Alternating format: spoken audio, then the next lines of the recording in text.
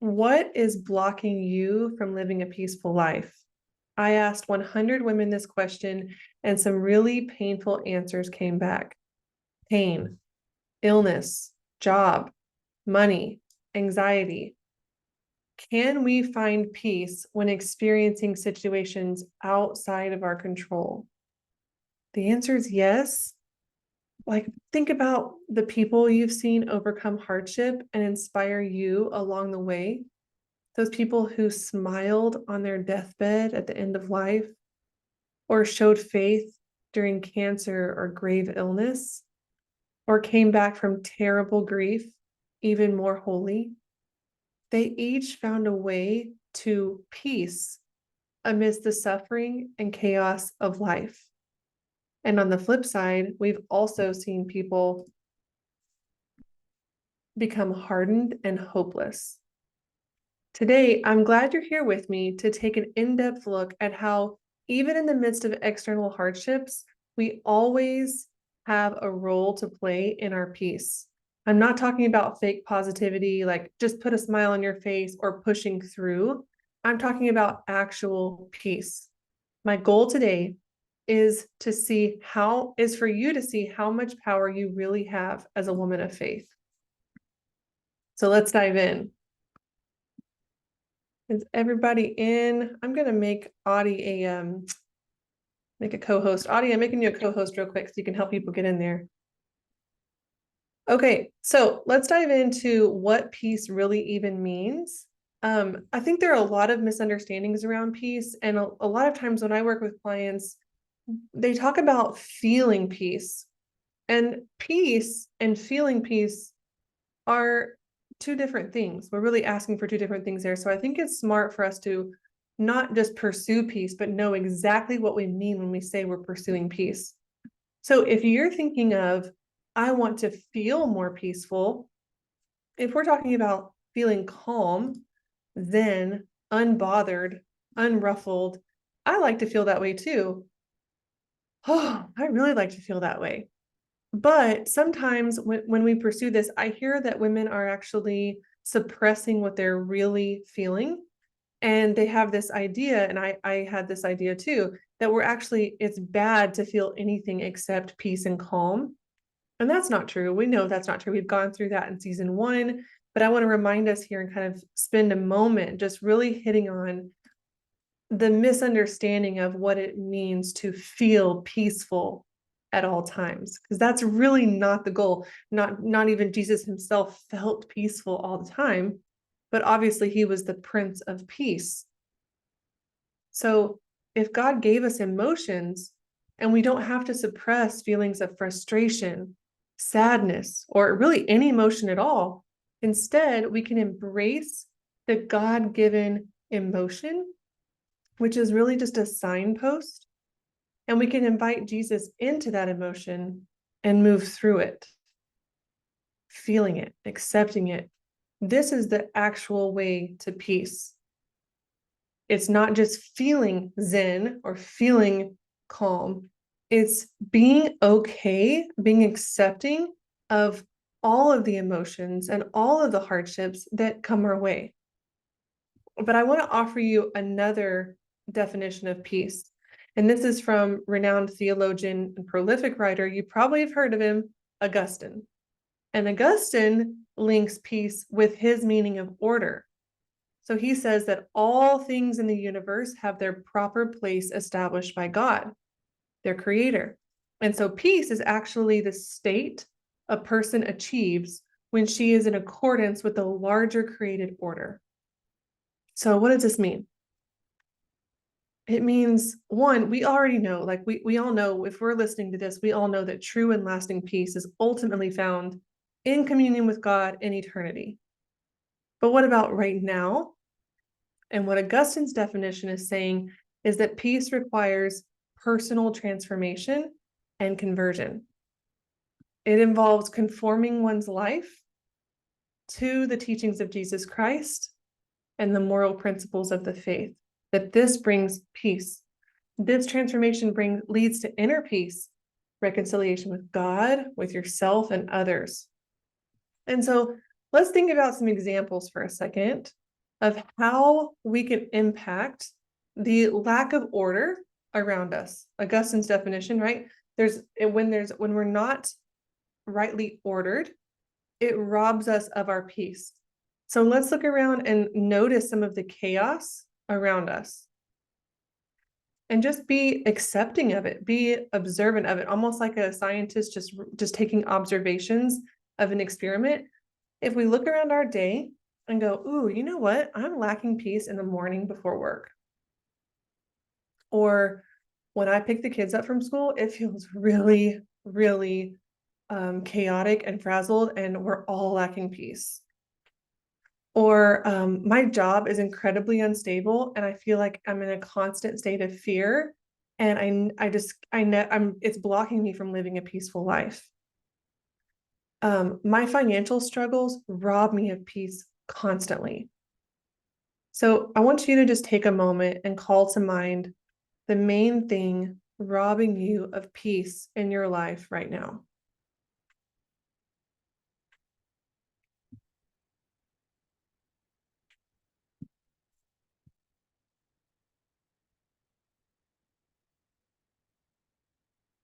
There might even be a few things, but I bet one thing came to mind. That main thing that's just always there. And I want us to hold multiple things true at one time. What you're experiencing is hard. You deserve compassion.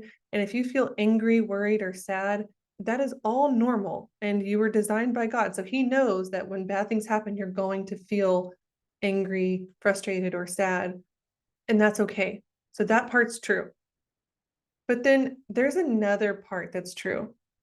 And it's that we are not victims to circumstances. We hold a lot of power to affect change. When I first heard this, I did not believe it. So I just kind of want to pose that question to you. Do you believe right now that you can affect change in your situation?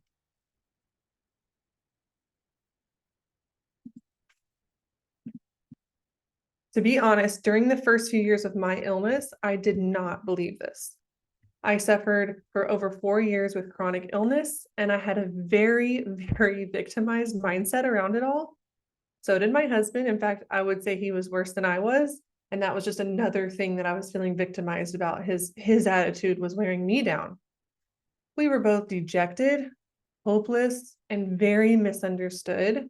And it wasn't until my cancer diagnosis where it really woke me up like, oh, you're going to die, your kids are going to lose you, that I was like, okay, I'm going to prioritize taking control of what I can control, taking action of what I can take action in.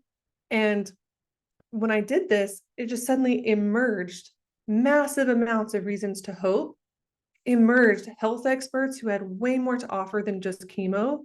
I started rubbing shoulders with really spirit empowered individuals who could do both things for me. One, they could recognize the seriousness and terrible nature of cancer, but they could also hold me accountable to take radical responsibility for what I could control, like my mindset, my hope, my faith, nutrition, sunshine, exercise, treatment, and so much more. People always asked me, like, did Jesus heal you? Did Jesus heal you? Because I had so many people praying over me and laying hands on me.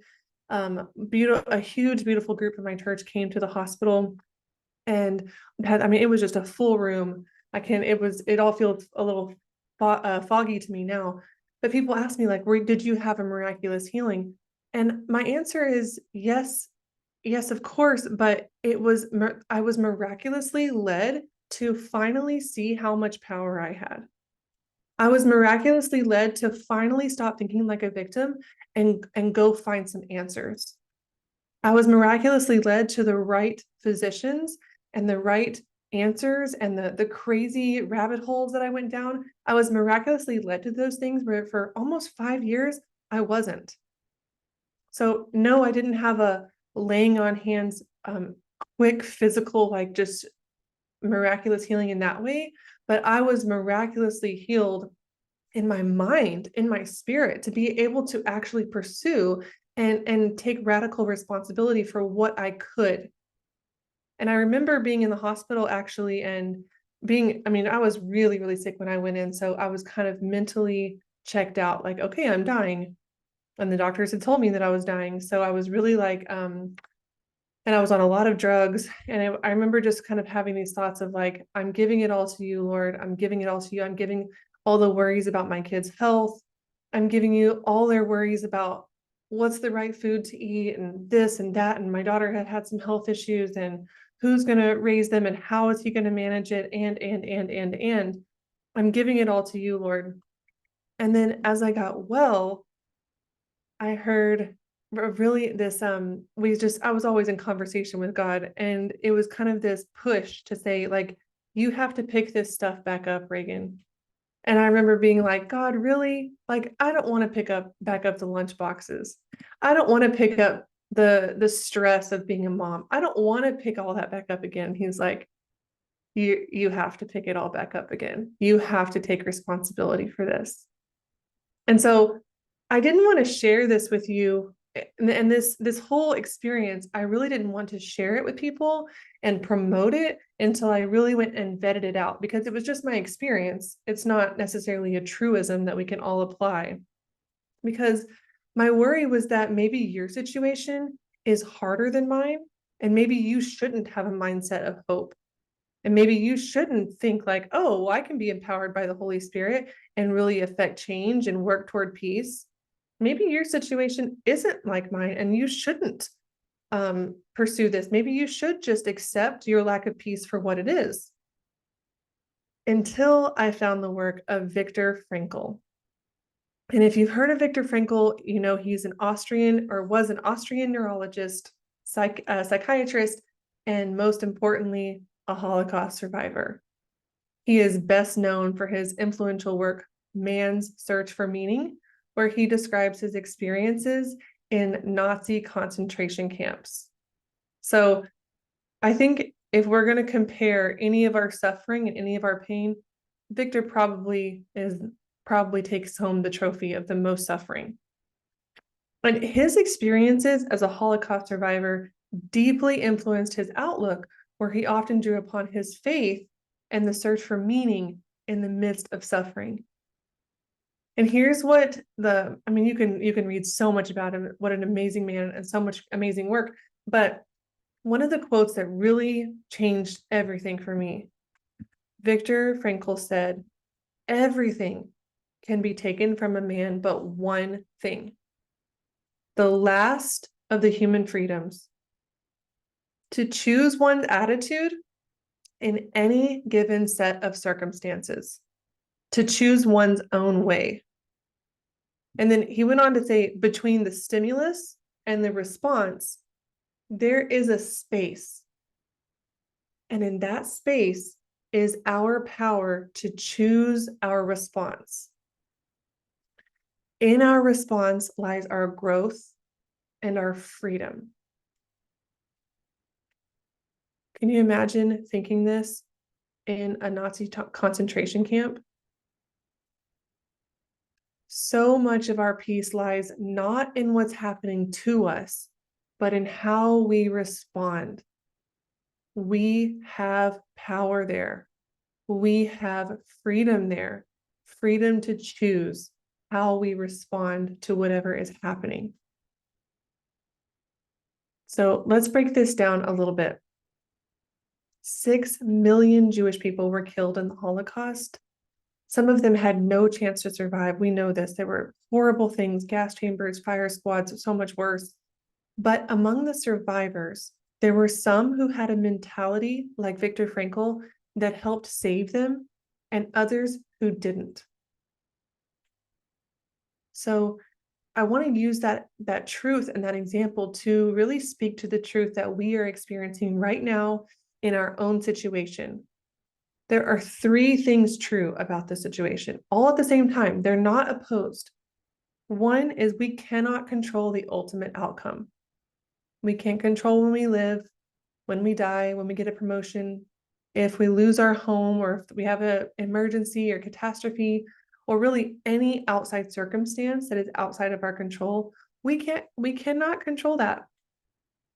So we're really We're okay detaching from the outcome. The second thing that's true is that what we're experiencing, and I mentioned this a minute ago, this is a real situation. It's an uncomfortable or painful circumstance, and we have permission to accept it, feel it, and invite God into it.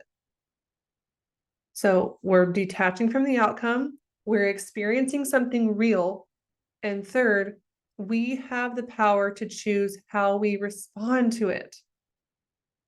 We have the power to choose how we respond to it. So let's get back to the practical application of all this. Okay, if peace comes from being rightly ordered, we're going to look at the chaos around our life and ask ourselves, oh my goodness, am I causing some of this? Could I respond to some of this in a different way? Am I being a victim? Am I empowered by the Holy Spirit?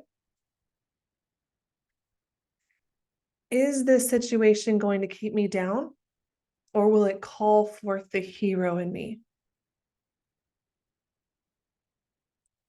And really, once we're there, step one is just believing that you are actually called to be this hero, believing that you can and will overcome in the name of Jesus.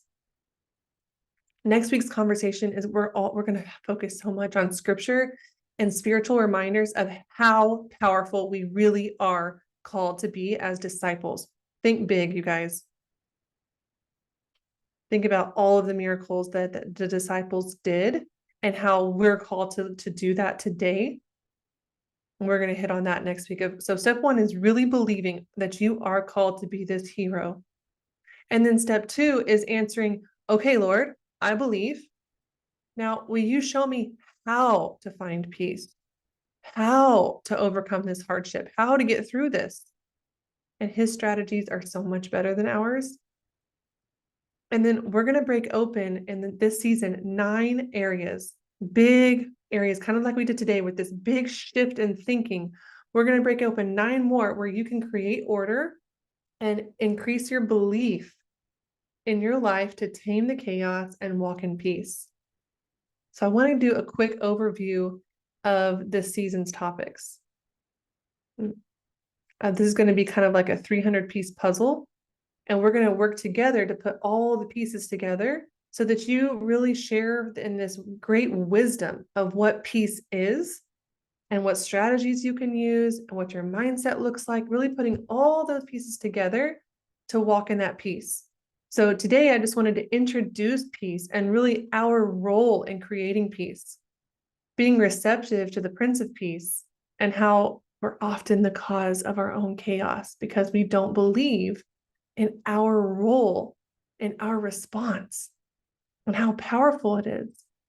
And there's we'll go into this next week, but there's that great story about a man who he lived in a town where there was a great flood and everything was raining and it was getting worse and worse and worse. And everybody was leaving. And this man said, no, I'm going to stay. God will save me.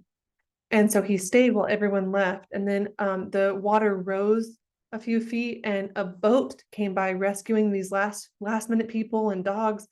And this man on a boat came by and said, sir, get in. Like you've got to get in with me. Like this, everything's flooding. We've got to go. Everyone's gone. He's like, no, I'm staying. God will save me. And so the boat leaves. And then the man has to go to the top. This is the top of his house because the water has risen so high. And a helicopter is flying around getting these last minute people. And he says, get in, we'll save you. And the man says, no, God will save me. And when he gets to heaven and face to face with God, he says, God, why didn't you save me? I told everybody you would save me. And God says, I sent you a person or a car, a boat, and a helicopter. Like, what else could I do? You have to take some action. And this is just the perfect example of how we get to respond to God and all of the resources and all of the people he puts in our lives and all the amazing things he's given us, but we actually play a role in this. There's this beautiful tension of we are ultimately saved, of how Jesus has already paid, but we also actually have to carry our own cross And we have to do both. And so today has really been about, can we fully grasp that we are detached from the outcome, but that we do have a role to play. We do have action, and we do have power in our response. So then next week, we're going to really hit on, if you have faith to move mountains, then do you have faith to overcome the small problems in your life?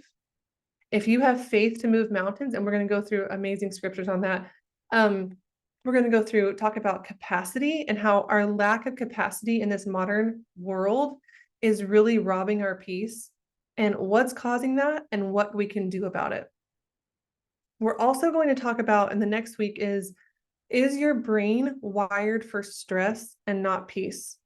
So your negative, ruminating, catastrophizing thoughts, thinking the worst possible scenario. We're going to talk about what's causing that wiring for stress, and what you can do to rewire your brain to be in a state of peace.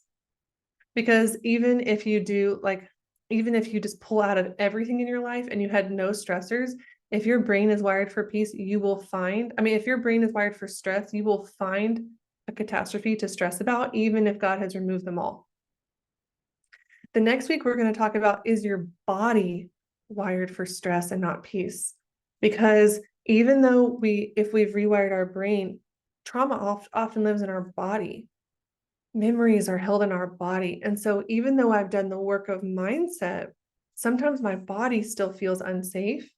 And so we're really going to hit and open that too. We're going to talk about, is your body wired for stress and not peace?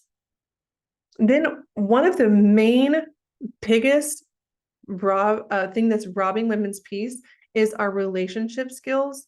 And I know that sounds boring, but like I hear this constantly. It's my husband, it's our relationship, or it's my kid. My kids don't respect me anymore, or it's my sister, it's my aunt, or it's my boss. We have so many relationships in our lives, which are beautiful, but when we're underskilled in how to flourish in those, it can totally rob our peace.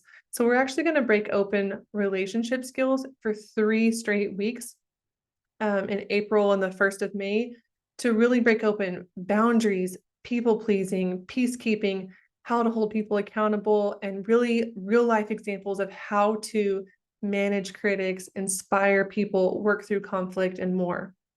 And then the last 2 weeks, we're going to hit on creating a rhythm in your life that's a peaceful rhythm, and looking for areas where you feel chaotic, and looking for ways that you can really integrate a rhythm that makes your body and your mind feel safe and feel peaceful.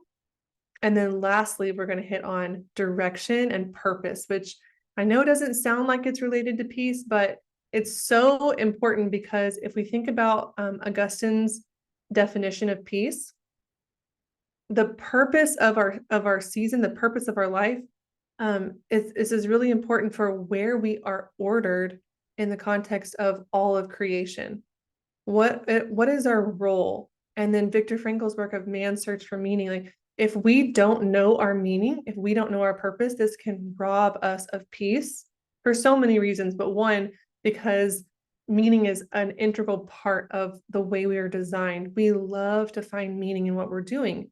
And then also, if we don't have meaning and purpose, then we end up taking on too much of things that aren't actually aligned with what God's calling us to do. And then again, that robs us of our peace. So we're going to put together all these puzzle pieces over this spring and finish up in, let's see, our last day will be May 22nd, and then we'll take a break for the summer. So I hope you'll join us as we take on this 300-piece puzzle and really put them all together to really know how to protect our peace amidst the chaos of life. So let's transition now to our live audience. If you guys want to turn on your cameras, turn on your microphones, and let's just chat. And I would love to hear your biggest takeaway so far, or any questions you have. I'll say that I know I don't believe in coincidence, and yesterday's readings was about Shadrach, Meshach, and Abednego, and going before the king. And he says to them, kneel down or I'm going to put you in the furnace. And they said, it doesn't matter if you put us in the furnace or you don't put us in the furnace. It doesn't matter. And what you're saying about we don't have control of the situation, they truly said, we do not have control over this. God does. And so I don't think anything's coincidence, but that is just so cool that yesterday's reading was that.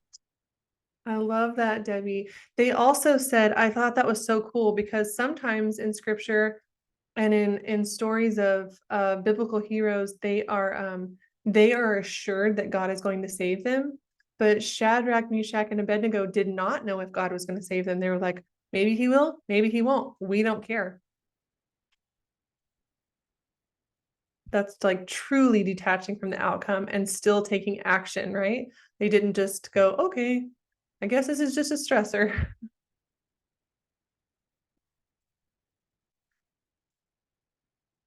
Is anybody else free to chat? Say something. Hey, yeah. We're just getting in from our walk, so I apologize if there's a little background noise. Okay. I just absolutely, I've been on a Grant Cardone kick. I've been telling you about that. For people that don't know who Grant Cardone is, he's an absolute billionaire, like just very, he's a hardcore guy. And so, especially with the work that we do, hardcore isn't necessarily the direction we're going all the time. A lot of times it's gentle self-discovery. And I think that there's such a wonderful and beautiful place for that. And I have just found that like I have been listening to one of his books. It's called The 10X Mentor. And he really just kicked me in the butt. As far as like nobody's gonna do this for you. You know, like nobody is going to fix this. Nobody's going to tell you how to do this. Nobody's like, you're a grown woman, like figure it out. And that kind of gave me like some freedom. I feel like because sometimes we get stuck in this place where like we wait for God, but God has actually called us to take action. And it has been just so freeing to take control of some things that I just haven't taken control of because I thought I was supposed to wait. And anyway, I just really, really think that's awesome. And I'm really looking forward to the season, because I think we all need it. Thank you, Audie. I know exactly what you mean. And I told you guys, I talked about this recently in an email I sent. But when I did the surrender prayer for 9 days, I thought that it was going to show me to wait more. I think, there's beauty in waiting on the Lord in a prayer and with those circumstances that are outside of our control, right? Like when we're praying for a conversion of someone else, when we're praying for healing from cancer, when we're praying for, there are so many things like Shadrach, Meshach, and Abednego probably prayed and prayed to not be thrown into the fire, and then prayed to be saved. And that's where we wait on the Lord. But then there's this other side of we get confused and we think we're supposed to wait in everything. And every time that we don't know where to go, we think, well, I guess we're supposed to wait, instead of maybe I'm being called to learn. Maybe I'm being called to ask for help. Maybe there are 100 other things God could be asking me to do right now, except sit on my hands. And that's my personal story, which is why I get so fired up about it, because for years, my husband and I prayed every morning on our dingy orange couch and prayed for help and prayed for direction. And we never ever like went out and learned anything new. We never went and asked for help from people who had achieved what we were wanting and praying for. We never went and took action at all. We just prayed like, can you just make this better? Over and over and over. And there's just such a both and in our faith of I make all things better, but I also ask for your participation. And there's such a tension in who we are as Christian women. And I think it's really easy for us to feel like it's all or nothing. You either depend on God or you take action, but you can't do both. And that's just not how our faith works.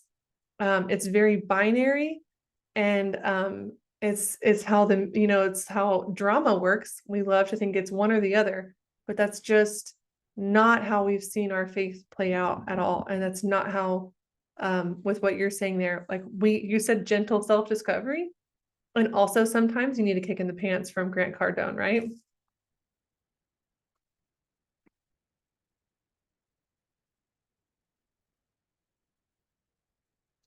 I'm not sure if this completely fits, but I've been doing you guys know I've been doing the women's school for a while now. And one thing I have realized that I was struggling with a little bit is I can do a ton of planning, I can do a ton of learning, but then the implementation piece. And I really feel like the last about 4 months, 3.5 months maybe, I've just been implementing. Like that's been just kind of, I don't know, um, that kind of stepping up. And, I'm almost at that point of not that you're ever done learning, you have so much to learn, but like I've learned enough to now feel strong enough to step up a little more. And I have struggled with some things and not necessarily known how to maybe do that or exactly how it all fits together. But I was reading, I finally got the book Atomic Habits. So I'm only on like chapter 2, but I actually put it down because I was like, I need to stop here for a few minutes. And in that book, he talks about your identity and actually becoming, like you have to almost put it in your head first what you want to become. And that switched something. I can't even explain to you exactly. Like I may say, like, I want to be more peaceful. I want to be more joyful. I want to be enough, or what, I could go on and on. But there was this flipped a switch for me. And what I mean by that is like, if I actually say, I am a joyful person, I am a daily mass goer, I am, I don't know, I'm trying to come up with one. One of the things I'm working on right now is my physical health. So I am a walker, a daily walker. Let's use that. I'm working on that. And if I see myself as that person, as that actual person, then the steps to get to that seem to just lay out so much easier. I don't know if I'm making sense, but it's just like Yes. I have to almost take on that identity. And when I did that and I wrote up a bunch of these, I realized, wow, I have a ton of work to do, but it's like, now it's like, okay, it's all kind of coming together in just this kind of beautiful way of what else that, what are my next action steps? And I don't even know yet all of them, but I know the identity for what I'm working towards. And I'll take them one at a time and kind of figure out how that action fits in my life. So anyway, it's just been kind of a cool thing. And I guess for me, the idea of peace, I've always seen it more as a feeling. And yet I'm looking forward to this class because I honestly believe a lot of this is going to be actionable steps as well. So just putting that all together. Oh, I love that. I love that. See, Kirsten, it's I would love to hear what you think, but do you think maybe the women's school prepared you to receive the atomic habits? Because I just hear I teach routines a lot from a place of creating rhythm, and women who don't have the foundation are not ready to consider habits or routines because it's more restriction and more self-flagellation. And so I'm just curious what you think about like where you are, and if like what got you to this point where you can receive atomic habits. That's a good question. I guess I don't necessarily know, but I do know that um I know for sure I needed the teaching first, especially teaching on like identity and self-esteem and self-worth and that piece. And then it's just been kind of interesting. It's like, I guess I kind of feel like this. I'm a great planner. I'm a very good planner. I'm not the greatest implementer. So in my past, I could plan out beautiful things but implementing them was often the challenge, or I would go over the top, like, oh, this is what we're going to do for Lent, and then it's too much or whatever. So I guess this again, I'm only on like chapter 2, but this whole idea of if you're really going to change yourself as a person, you do have to do it in small steps, but those small steps build upon themselves. And I always fought routine because I felt like it was so restrictive. And but now, as I'm really able to implement it really deeply, I guess is a good word, I find so much freedom in that, even in my headspace. Like one thing is I know I have time in my day for study time, not every day, but I have it scheduled. So if I don't have, I'm in a class, a ministry class, and I don't have to worry about that. So that comes into my head anytime during the day. Oh, remember, you got to get that study done. Like, you know what? I got that solved. I can just move on to whatever I'm more present to my life with a routine that lets me be able to go, oh, you know what? It's okay. I will get to the dishes at this time because that's in my schedule. Or I don't need to cook until 5. So I still have 20 minutes to do whatever, like I don't know, it just frees up in some respects, it frees up more mind space than maybe it even does actual physical space. I don't know if I'm making sense with that, but Yes. yeah. You're Yeah. you're speaking my language. I mean, that's it. But just, I find that you can't have that conversation before you're ready. You can't implement a routine deeply, like you said, Mhm. until you're ready. And there are so many beliefs underneath the surface, and our bodies might feel unsafe, and we start attacking the idea of routines, or people attack atomic habits all the time. I mean, that's got a lot of hate in the world, and it's because it makes us feel something uncomfortable.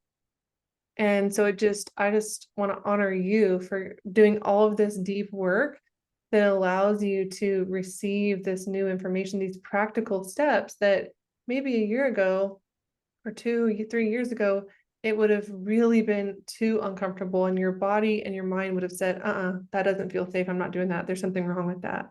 Because we always create a story about what feels unsafe, you know? I think I like how you said that too, because sometimes when I recently, when I feel that feeling, and it is a feeling, it really is, um, those are the times when I feel like I have to push through more, because that often is where those breakthroughs come Mm, from. Because if you're feeling a little uncomfortable, and I'm not talking about discerning something that's actually wrong for you, but that mhm. uncomfortableness, and you're just like, I don't like this today. Usually there's something for you to glean and something for you to learn. And you kind of got to push through that to actually get to the gems, I guess. So Oh, that's beautiful. That's like that you're hitting on concupiscence there. Like, just our flesh sometimes is repelled by what's good for us. That's kind of hitting on a spiritual component that we didn't really talk about today, but that's really insightful, Kristen.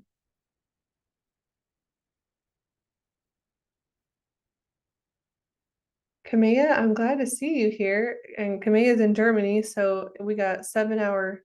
She's got 7:43 there. So I'm assuming you're putting kids to bed and doing all the stuff, but we're glad you're here, Kamea. Thank you for having me. We haven't had our time change yet, so it's actually 6:43, which is like tail end of dinner time. So uh, it's noise and all things. But I just have to say thank you for letting me hop on, and thank you everybody for sharing. I had my little dancing fingers going of like yes and amen as I was listening to just the real life. We're just navigating all of it and the real growth. So thank you so much, everyone, for sharing and letting me hop on. Thank you, Kamea. I have a question of a little thing that's going on. I had a person that was very toxic in my life that I set boundaries for and kind of said, okay, I don't want to be around you because you're so toxic. When Alan passed away, she had the entire time that I was married, she related the reason why that I didn't want to do anything with her was because of my husband. So after he passed, she said, okay, now that that evil man's out of your life, we can resume our relationship, which meant I can start controlling you again. And so I was just like, no, no, no, no, I don't want that. But she lives in a little town that doesn't have a Catholic church. And she had always went to another one, but now that she's retired, it's more convenient for her to come to my church, my Catholic church. And then mine's a little bitty Catholic church.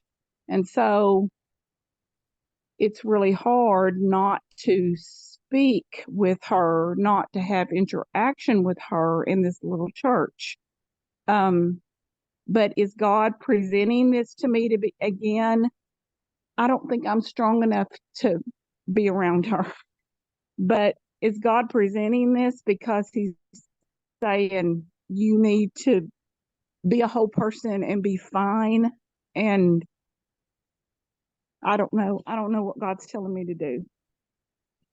Well, I think anybody is welcome to comment and chime in here. But I think sometimes when things in life happen, we like to attribute everything to God. And I think we just need to be careful with that. That's something I learned from a good friend who became a priest later.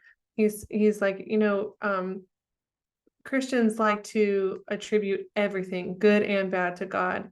And he's like, God can make all things good. God is making all things good. But because of free will, we can't attribute everything that happens in life to God. That's a really terrible thing, even because of our free will, horrible, sinful things happen. Again, he can make straight these horrible situations, but I would one just go back and kind of look at this more like this is just a situation that's happening, and maybe God is not giving you a directive here, and let's maybe just being more open to saying, how do I feel? What do I think about the situation? And really not feeling like I have to, because there's a sentence here in your mind that's like, I have to figure out what God is saying and obey. And he knows your heart. He knows to love him. He knows you want to obey more than anything. And so let's use the skills he's given you. Let's use your brain and your body to kind of decipher, where am I with this person in my life? How am I feeling about making small talk after church? And what do I feel comfortable doing or not doing?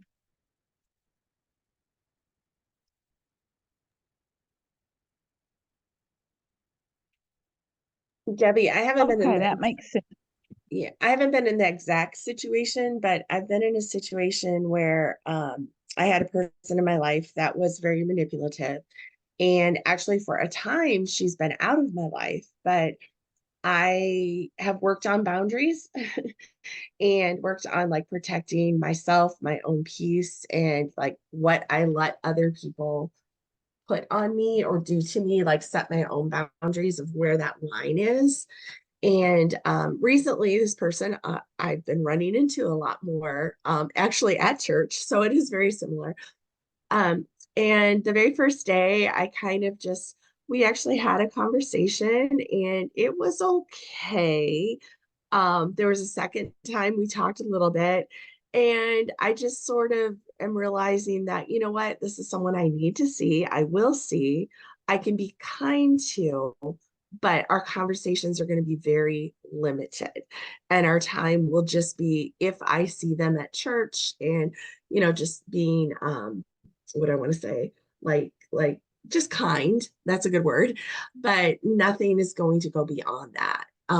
Like, if she'd invite me to lunch, or if, we would be on the same committee at church or something, those are all things that I would avoid just because that is not, she's not able to respect my boundaries, if that makes sense. And so I have to put those boundaries up and say what is safe for me in this relationship.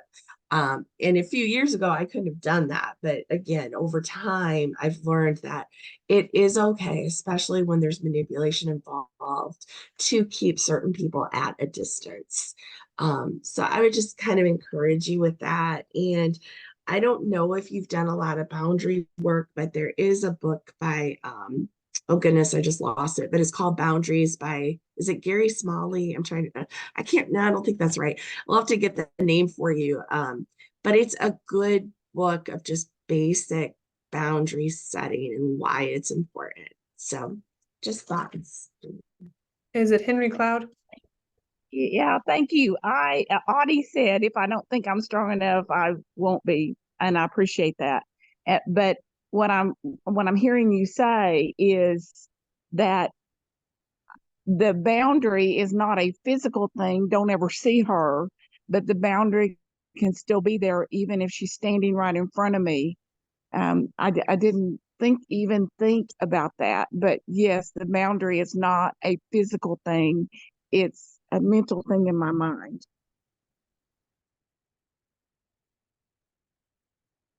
And it's protection, but permission beyond that. Like for me, it is a permission to love myself and in turn love her to the best of your ability, and to see that value and virtue of like, okay, this is a good thing. Because I know for me, it was very half of the healing battle was giving myself, recognizing that I actually had permission and I was called to stand up and love and protect myself. So of having that, and even having like that script running in your head, like I am worthy of my boundaries, or whatever your script is for that.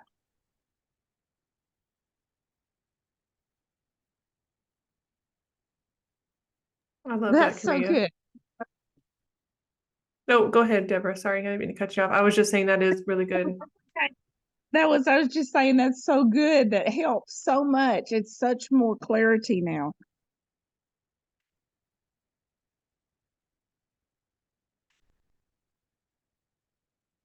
Does anybody else have anything? Thank y'all for your wisdom there.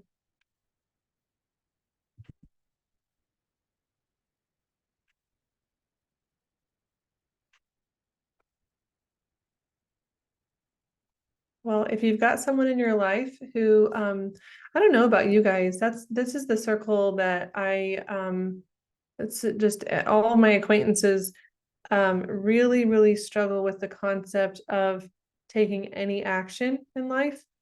And when it comes to like, if a child is struggling in school, they're like, I know exactly what action to take. I'm gonna have them go after, and we're gonna study at home, or we're gonna hire a tutor.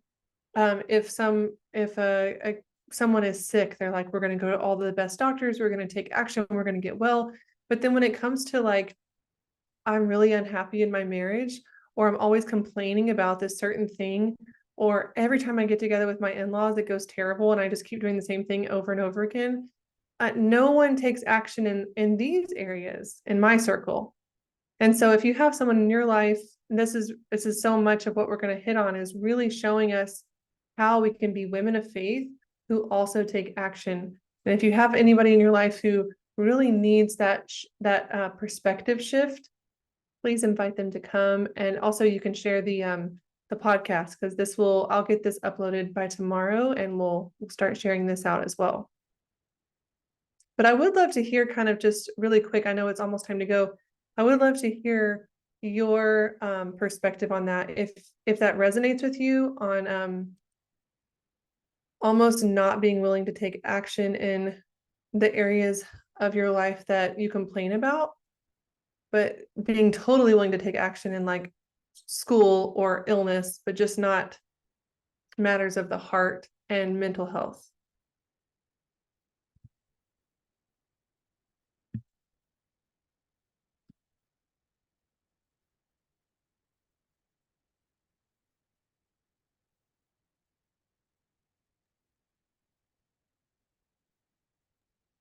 I'll hop on real quick with background noise. For me, it's easier to serve and love others, that I to myself and love looks like, and what that calling is, that lie of self-centeredness, or not laziness, but it's really it's beating whatever old and untrue beliefs that I had that stopped me from taking care of myself and getting the right focus, right? Because like the Christian circles that I keep running into here, it's all about joy, Jesus, other yourself. And it's always a focus on those first two. And while yourself is there, it's always last. And in everything, there's a balance. But I know that that message for me was always received as the very last thing ever. And so that when it finally came time to deal with the things for myself, it didn't even dawn on me that it was something that I could fix because I was so focused on everything else. Thank you, Camilla. I hear that message a lot too. And as a Christian, I'm like, I hear you. I know God asks us to deny ourselves, but not basic needs. Like he asks us also to show up in these amazing, healing, powerful ways and to be these to have faith to move mountains. And you cannot fully deny yourself and show up that way. And so I just see that really being misunderstood in my Christian circles too. That helps me understand some more, Camilla. Kirsten, were you going to say something? I don't know. It's there's kind of like, as in all things, a spectrum where you have people who are super self-centered. Like that's like and it's a selfish thing, honestly. There is that kind of thought out there, especially more in this, I don't know how to say it, a modern generation right now. Like everything is just super on yourself and super self-centered and super self-centered. And then you've got this other place where this opposite person gives and gives and gives and gives and gives of themselves to the point there's just nothing left. They lose themselves within it. And I think again, it's almost and you don't want to be over here, and then again, you don't want to be over here. And I think a lot of things as a mother and as a especially as a mother, someone who's serving a wife, things like this, you continue to give and give and give to the point your cup's not full anymore. So I think again, this is one of those things that as Christians, we tend to be, at least I see it that way, we tend to be over in this camp more often.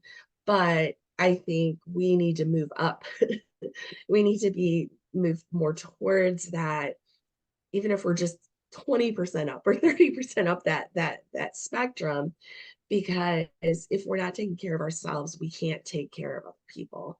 And I used to hear that and go, yeah.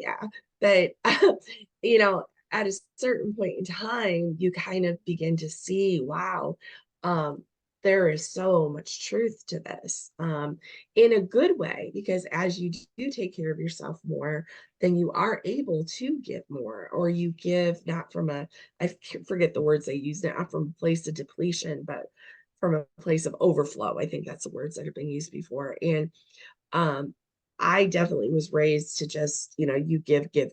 That's just how it is. But now seeing my ability to give and to be more present, to be more able to say yes, and to say yes in a way that is a full yes, and not like, oh, I feel guilted into doing this. Yes. Yeah. So I don't know. That's just kind of how I see it. Like, I feel like we've almost been taught. I don't think this is what Jesus had in mind. Let's put it that way.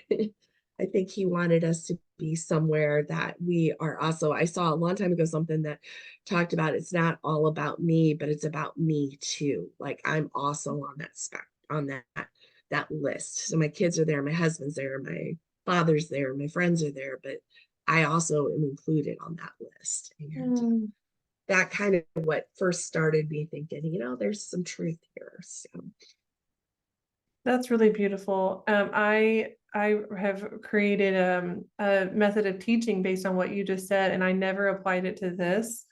And we're going to talk about it in some of the weeks as we break open, but I didn't know exactly how to bring it in, and that you just answered that, Kirsten. That's so good. because the virtue lies in the middle of the two toxic extremes, and you just mapped it out like here's an extreme and here's an extreme, and that's not where we're called to be. We're supposed to be the straight and narrow. Audie, were you going to say something? I was completely agreeing. Just shaking my head. Yeah. I think that there is definitely two extremes, and we definitely want to find a middle place.